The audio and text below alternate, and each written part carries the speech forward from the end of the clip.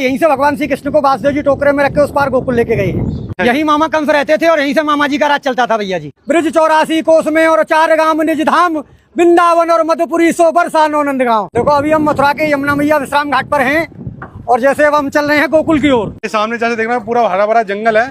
जंगल नहीं है ये, अच्छा, इसको बोलते हैं वृंदावन। वृंदावन, हाँ, ये भगवान श्री कृष्ण की गौचार भूमि है। भगवान गोकुल से गैया चराते हुए और ऐसे वृंदावन जाते थे भैया जी। देखो ये इधर दिखाइए, ये सामने है गोकुल गेट। जब भगवान को रात को 12 बजे वासुदेव जी टोकरे में रख के उस पार से इस पार गोकुल लेके आए हैं। इत मथुरा इत गोकुल नगरी, बीच बहते हैं यमुना गहरी, तो भगवान को यहीं से लेके आए। तो भैया जिस तरीके से मथुरा आज से मतलब 100 साल पहले रहा हुआ, आज भी वैसे नहीं, 100 साल नहीं।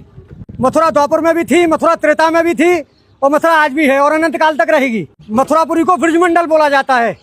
अब देखो ये सामने कंस का किला है भैया जी। अच्छा, यही मामा कंस रहते थे और यहीं से मामा जी का राज चलता था भैया जी। मतलब कि वो रहते यहाँ पे थे। हाँ। और जेल उन्होंने कहीं और बनाई। जेल 1 किलोमीटर है यहाँ से। जो भगवान श्री कृष्ण का जन्म हुआ, देवकी वसुदेव जी को कंस बंद कर रखता, वो 1 किलोमीटर है यहाँ से। और कंस का अखाड़ा यहाँ से 1.5 किलोमीटर है, जहाँ भगवान का कंस के साथ में युद्ध हुआ है। क्योंकि भगवान के साथ में कंस का जो है शस्त्र युद्ध नहीं हुआ, मल्ल युद्ध हुआ। भगवान ने ब्रज में 4 चीज तो की नहीं। कभी पैर में पादुका नहीं पहनी भगवान ने। दूसरे नंबर भगवान ने कभी मुकुट धारण नहीं किया। तीसरे नंबर भगवान ने कोई शस्त्र ग्रहण नहीं किया और भगवान ने कभी शरीर पे कपड़े नहीं पहने। भगवान कृष्ण ने? हाँ, भगवान यशोदा मैया ने काली कमरिया दी थी, भगवान उसी को ओढ़ के रहते। और जैसे पीछे देखना, इनके बारे में बताइए क्या? देखो ये रानी घाट है जहाँ कंस की रानी स्नान करती थी भैया जी। अच्छा, कंस की रानी। उसके बराबर में ये वासुदेव घाट है। ऊपर सामने वासुदेव गेट है। यहीं से भगवान श्री कृष्ण को वासुदेव जी टोकरे में रख के उस पार गोकुल लेके गए हैं। अच्छा, सामने मैंने अब आपको बताया गोकुल गेट जी। ये सामने भैया जी स्वामी घाट है। स्वामी घाट? हाँ, स्वामी घाट बोलते हैं इसको।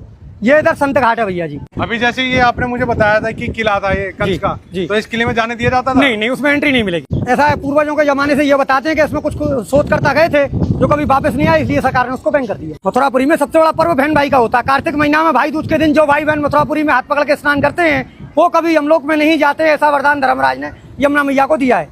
अच्छा, हाँ जी। तो सीधा स्वर्ग की प्राप्ति होती है उन्हें? हाँ जी, बैकुंठ। और जैसे देखने में पुराना काशी जैसा लगता है। हाँ जी। जैसे बनारस भी गया हूँ। हाँ जी। तो मुझे देखने में ऐसा लग रहा है। तो बनारस से कुछ? अब देखो ये गुदरिया घाट है भैया जी। कौन ये सा घाट है? द्वारकानाथ घाट है। सामने ये द्वारकाधीश की हवेली है। अच्छा, हाँ जी। तो जैसे मैं पूछूं कि बनारस के जैसा लगता है, बनारस की कुछ मान्यता है यहाँ पे? नहीं, बनारस की तो जितने भी तीर्थ हैं 4 महीने सब ब्रज में निवास करते हैं भैया जी। सावन भादों क्वार कार्तिक। जैसे लोग कहते हैं देव सो गए, तो देवता कभी सोते नहीं भैया जी। उनकी सबकी ड्यूटी ब्रज में लगती है। जब नंद बाबा 80 बरस के हो गए तो नंद बाबा ने कहा कि लाला मेरी हार्दिक इच्छा है कि मैं 4 धाम की यात्रा करूं।